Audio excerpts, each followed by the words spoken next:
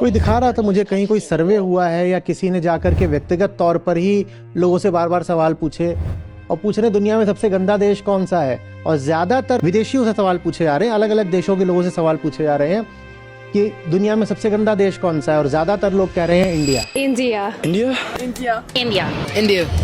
और हम बहुत धार्मिक लोग हैं। जरूर हमारी इस धार्मिकता में और हमारी सार्वजनिक जगहों के गंदे होने में कोई गहरा नाता है।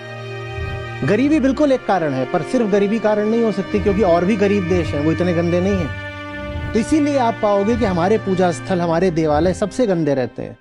लेकिन ये बात आप घरों के अंदर नहीं पाओगे। घरों में सफाई रहेगी, घर में अगर मंदिर है तो एकदम साफ मिलेगा।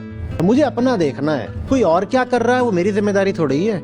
मुझे स्वर्ग मिल जाए, मुझे मोक्ष मिल जाए। मैं दान भी किसी को दूं तो इसलिए कि मुझे पुण्य मिल जाए। मैं किसी को अगर मरने से बचाऊं भी तो इसलिए कि मुझे पाप न लग जाए। सब कुछ स्वयं तक सीमित, तो अपनी जिम्मेदारी भी सीमित।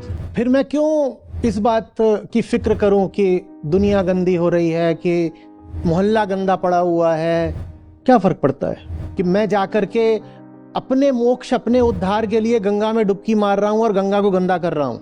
ये काम हम ही लोगों ने करके दिखाया है। मुझे मेरा मोक्ष मिल जाए तो मिल जाए, उसके लिए मैं गंगा को माँ कहता हूं। माँ मैली हो तो होती रहे।